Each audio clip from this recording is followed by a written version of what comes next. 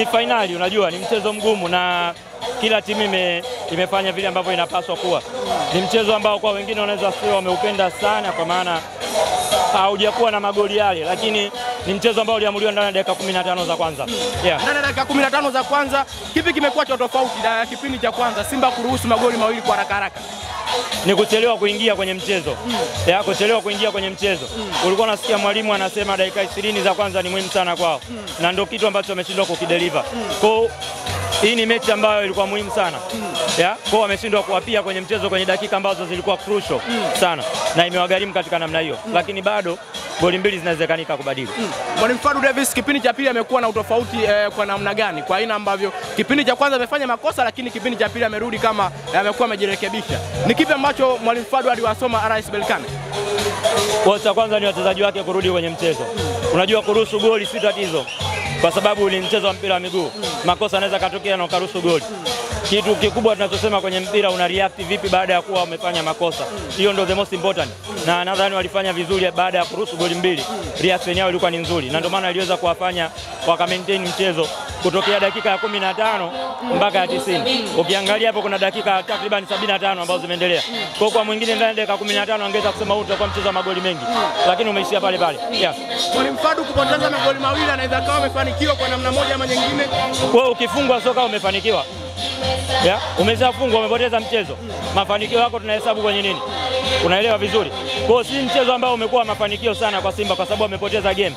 Lakini wana kitu cha kukichukua kwenda kwenye mchezo ujao.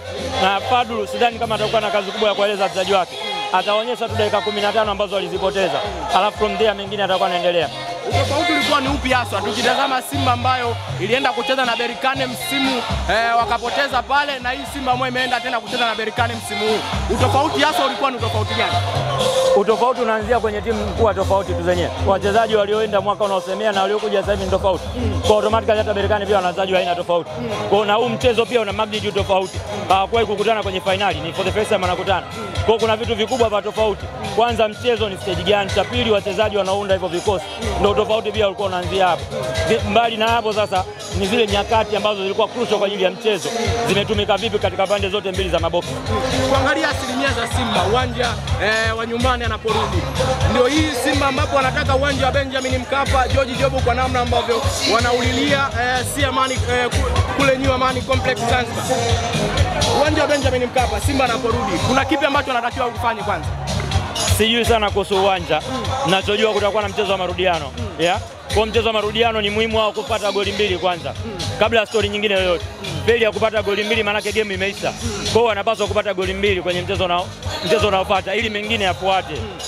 Lakini kwanza ni mbili.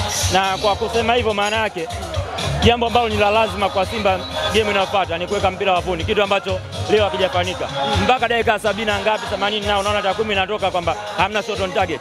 Hayo ndio mambo ambayo inabidi wayafanyie kazi kwenye game ya pili. Nafahamu watafanyia kazi. Kwa sababu sio mara ya kwanza anakuwa 2-0 chini. Ukitafuta game ya nusu robo finali dhidi ya Al Masry 2-0 away wakaja kuoverturn hapa kwa kupata goli mbili. Kwa hiyo naamini Simba itakuwa tofauti kwa sababu approach ya mchezo wenyewe itakuwa tofauti pia vile vile. Walichokifanya dhidi ya Al Masry Simba wanaweza kutupa matumaini kwamba kombe linaweza ikabaki Tanzania. Wao wameshakuonyesha kama inawezekana. Wameshakuonyesha kama inawezekana. Kwa hamna sababu ya kutokuamini. Kwa unapaswa kuwa na hiyo imani.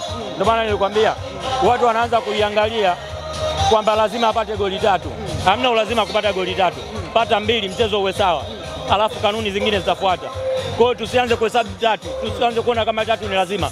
Mbili ndo lazima kwanza. Mbili ndo story nyingine inafuata. Berkane wanakuja Tanzania. Pengine wanajua kabisa Tanzania Simba inapokuwa nyumbani inakuwa ni timu ya aina gani. Berkane tunaweza kusema wanakuja na hofu wanapokuja Tanzania. Unajua Berkane na rekodi yao ya ugenini pia. Kwa si mchezo wa kawaida kama unavyofikiria. Berkane sio timu ambayo unaweza kusema ina hofu pia kucheza ugenini. Japo itakuwa ni advantage nyingine kwa Simba yeye kwa nyumbani. Kwa hiyo tutakuwa na mchezo wa tofauti. Sitegemei kama Berkane atashambulia sana lakini atachagua nyakati zake. Ila itakuwa ni mechi muhimu kwa Simba kwa sababu sharti la kwanza ni goli mbili. Yaani hilo ndo sharti la lazima bila mazungumzo mengine yoyote. Simba wakitolewa Benjamin Mkapa na kupelekwa uwanja wote inaweza ikawasili kwa namna moja ama nyingine. Kelele zao ni za Benjamin Mkapa. George Jobu tukiangalia kwa namna moja ama nyingine. Mkapa inazungumzika kwa sababu ya capacity yake, idadi ya watu ambao wanaingia. Idadi ya watu 62,000 ni idadi nzuri kwao, inatoa advantage. Lakini pia kwenye mpira sometimes history inazungumza. Ameshacheza na vigogo wangapi pale na amepata matokeo. Huyu mwenyewe tunamzungumzia Berkane alishaye kufungwa pale. Because they all know. Kwa hiyo wanatamani iwe hivyo. Lakini mengine tunaachia mamlaka zinaamua nini. Berkane walionekana wanapushi sana dakika za mwishoni kupata bao jingine. Walijua hizi bao mbili kwenda nazo Tanzania huenda zikawa ni bao chache sana kwa upande wao. Sio chache. Mara nyingi mbili ni nyingi. Kwa sababu nyingi zinaanzia ngapi? Mbili. Lakini kwenye mpira wa miguu tunasema ushindi ambao ni hatari zaidi ni 2-2. Mbili ni ushindi wa hatari zaidi. Kwa sababu kiruhusu moja unakuwa kwenye pressure. Walikuwa wanatafuta goli la 3 ambao lingefunga mchezo. Nadhani hata walikuwa wanaona Simba walivyoruhusu goli la 3 kabla VAR kukataa. Na baada ya VAR kukataa ile goli na kabla ya VAR kutoa maamuzi. Uliona nyakati mbili tofauti. Ni watu ambao walikufa moyo baada ya ile goli, lakini baada ya VAR ni kama vile wakaona mchezo uko sawa, japo bado wako 2-2 chini. Fundi zaidi Falud, shukrani Jojo. Shukrani sana.